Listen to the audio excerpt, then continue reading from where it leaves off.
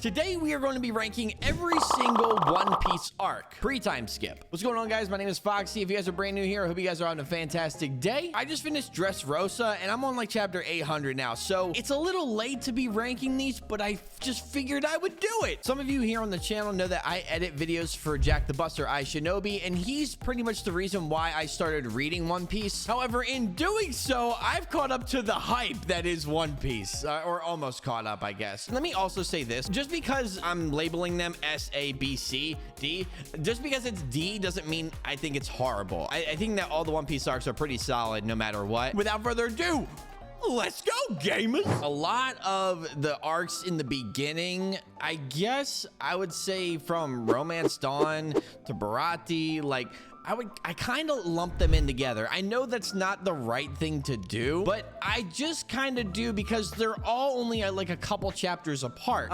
Romance Dawn is the beginning. We kind of get introduced to Luffy, Shanks, and we get introduced to Zoro as well. So I'm gonna go ahead and I'm gonna stick Romance Dawn in the B tier just because it's, you know, it's kind of just like the intro. I feel like some people would just put it in A because it's the beginning, but I just don't feel that way. I'm sorry. And then with Orange Town, I kind of feel the same way because we get introduced to Nami and Buggy. To me, Buggy just isn't that big of a threat. Buggy has the Chop Chop fruit, technically the first devil fruit user that Luffy goes up against, but I just never felt like he was that big of a threat, and it was still the introduction to the story. So I'm gonna go ahead and I'm gonna put Orange Town like right next to Romance Dawn. To be honest, I kind of want to put it at C, but I'm not going to until maybe later on. I don't really know yet. Syrup Village, I'm gonna be honest, I'm just gonna go ahead and I'm gonna put Syrup Village down in like C tier. This is also where we meet Usopp, and I'm gonna be honest with everybody, I don't really like Usopp pre-time skip. We'll get to when he kind of comes around for me a little bit later, but pre-time skip Usopp kind of sucks. That's just how I feel about it. The next arc is Baratie or Baratie or Baratai or Baratai, whatever you want to call it. This is where Sanji joins, and this is where I kind of started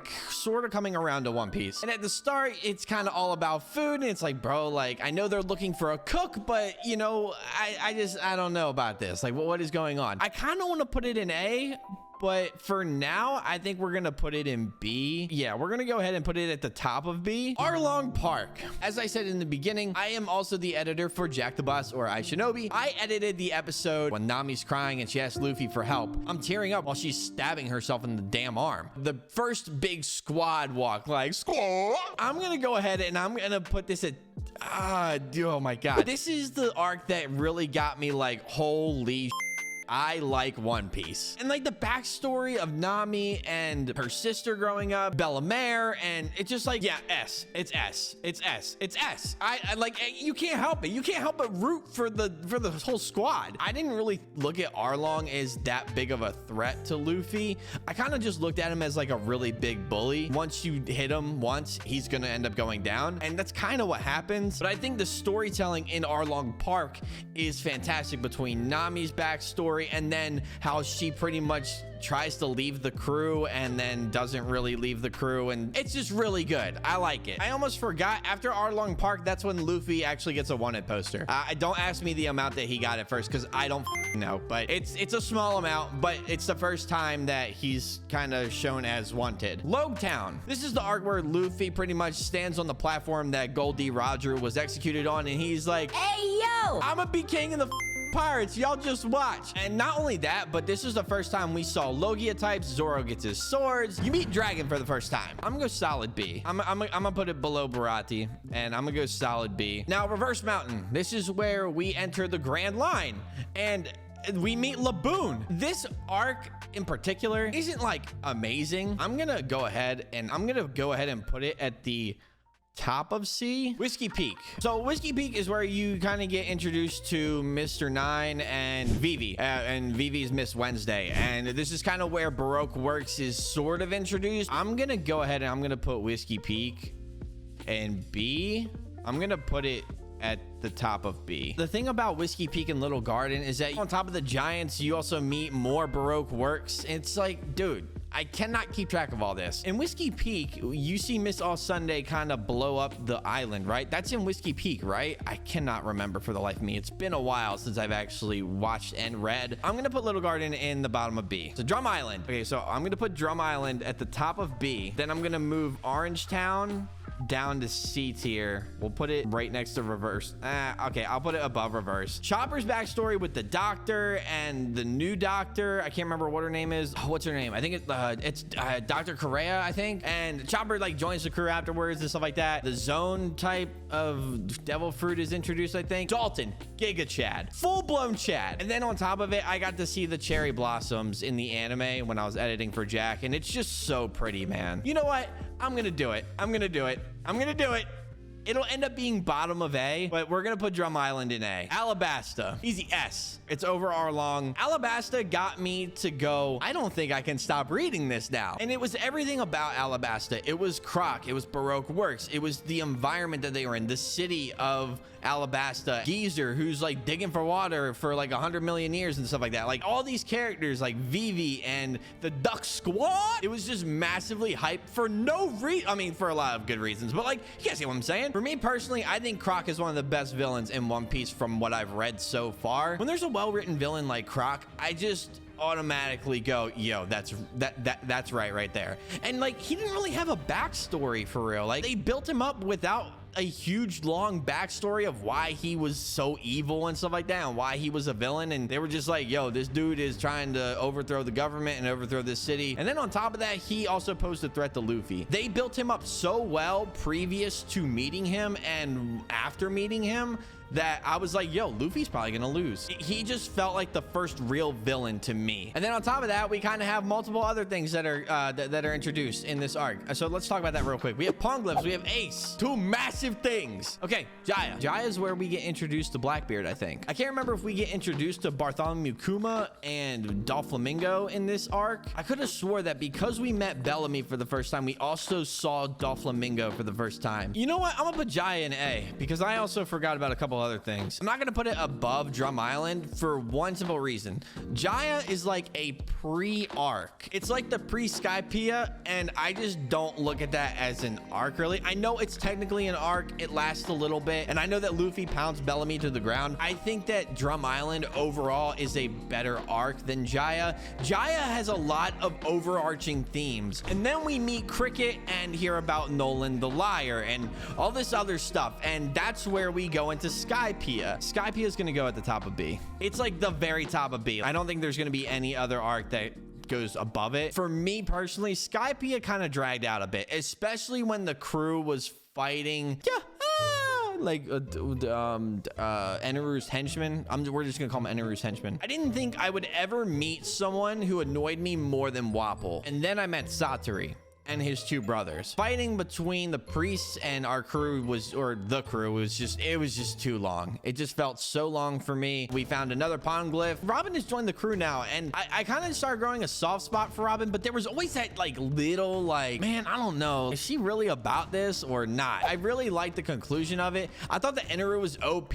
but when I saw Eneru's power, I was just kind of like, oh, it's not really gonna do anything when he faces Luffy because rubber doesn't really do anything when lightning hits it. It's just kind of like meh. Like the highlight of Skypiea was the backstory with, you know, Nolan the Liar and Kalgara and all that stuff, man. Like that was sad. Luffy ringing the bell and, you know, Cricket hearing it was awesome too. It definitely brought a tear to my eye, and I remember sitting here reading it being like, yeah, bro, let's go. Long Ring, Long Land. I always call this Long Ring, Long Island for some reason. But yeah, I'm going to be honest. I'm just going to put that in D. The only really good thing about Long Ring, Long Land was Aokiji's first appearance. Complete chat. Water 7, to me, I'm going to put Water 7 and Enies Lobby, and post Enies Lobby, they're going to all go at the top of S for now. Remember how I was like, oh yeah, I don't really know about Robin right now. Yeah, she ends up like leaving the crew for CP9. I did not expect it in that moment. I kind of expected it like later on down the line. Water 7 and Enies Lobby is the reason why Robin is my favorite character in One Piece. Not only were we dealing with Robin, who was, you know, kind of going MIA, Mary's also f***ed up. We got to get a new ship. I just edited this reaction for Jack. I think it was like 2 weeks ago, where Luffy fought Usopp. Now, I'm not going to put on a front for you guys. I definitely teared up a bit when I was reading the manga. It was sad. It was the first time that we really saw the crew going head to head and really kind of going at each other. But let me tell you, the anime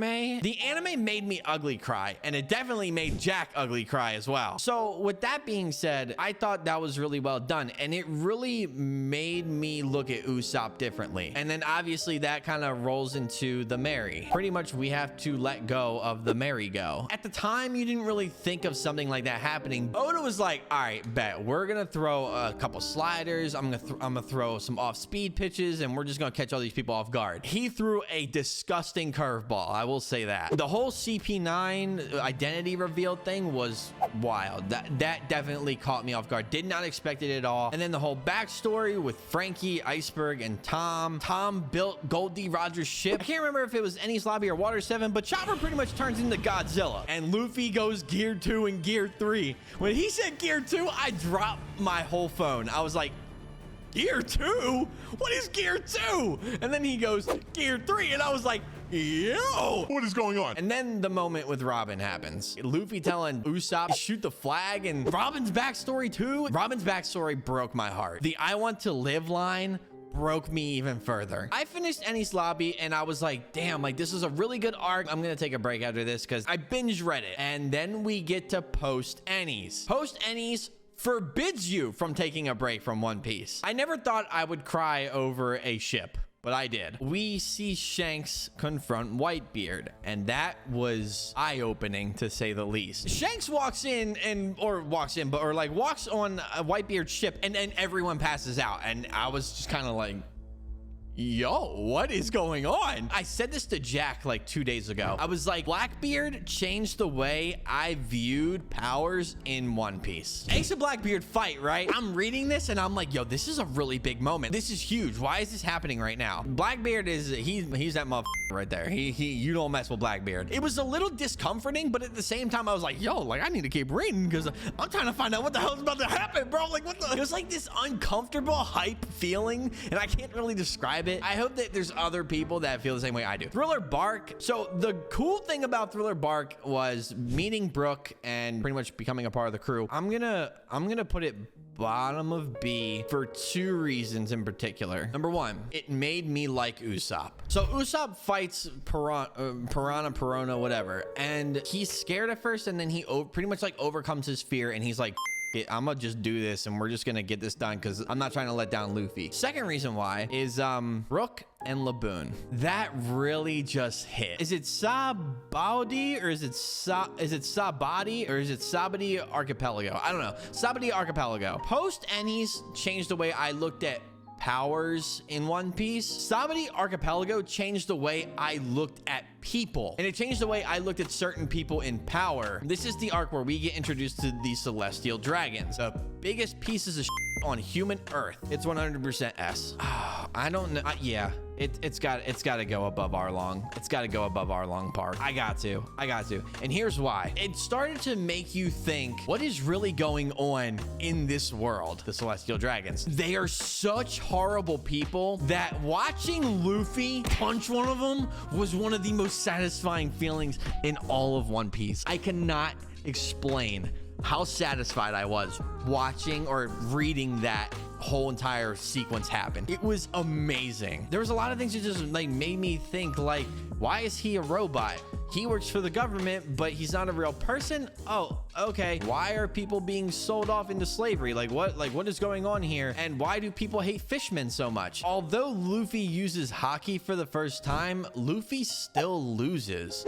And he has a huge mental breakdown. It's something I never thought Luffy would do because it's so out of character for him. And so the MVP, Kuma, sends each member of the Straw Hat to a different location pretty much. And that's where we arrive in Amazon Lily. I would put Amazon Lily like right below Whiskey Peak. So Amazon Lily introduces Bo, or I call her Bo. It might be Bao Hancock. I don't know. She's fine as Okay, but all jokes aside, Amazon Lily was all right. It was solid. Sabaody Archipelago had a lot of dark themes, and then Amazon Lily kind of had some, but it was a little bit of a fresh air after Luffy and the crew getting defeated by Kuma. And I find it really funny how Hancock doesn't fall for anybody, and everyone kind of falls for her, but then she just falls in love with Luffy, and like Luffy just doesn't give a shit, even though everyone else is like, bro, you're lucky as f. You need to like take advantage of that. And like he's just like, bro, like I'm just trying to go save Ace, because we also learned that Ace is going to be executed, and that sets up Impel Down. Impel Down is really fun. Everything you knew,